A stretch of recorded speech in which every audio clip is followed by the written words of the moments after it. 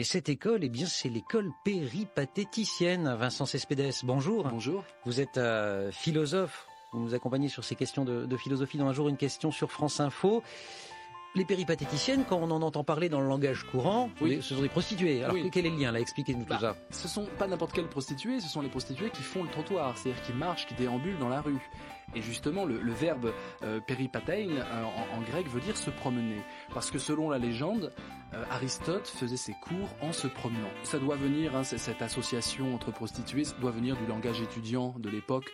Finalement, se promener, la philosophie se situe en dessous de la ceinture. Voilà, blague de potache. Vous dites l'école péripatéticienne, mais on parle aussi d'école aristotélicienne. Alors c'est quoi la différence?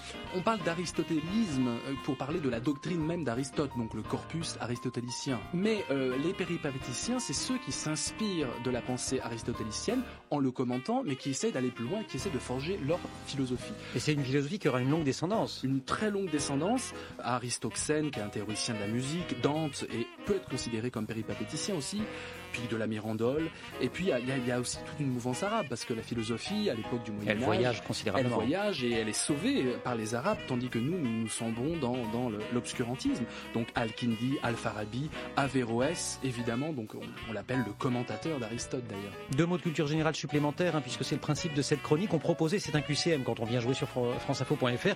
Vous proposiez l'école du portique. Pourquoi c'est autre chose, l'école du portique? Rien à voir, c'est le stoïcisme. C'est même pas du tout la même chose. Voilà. C'est Zénon qui crée ça, et il crée ça, il faisait des leçons sous le portique de l'Agora à Athènes, et donc l'école du portique, tout simplement. Il se promenait franchement pas. Et Platon, l'académie. Voilà, l'académie Platon, il ne faut pas les confondre. Voilà. Le lycée, c'est Aristote, l'académie, c'est Platon.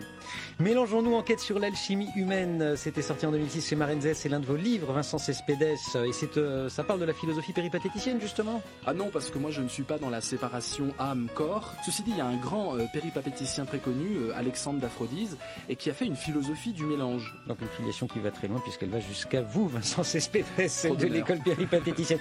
Merci beaucoup.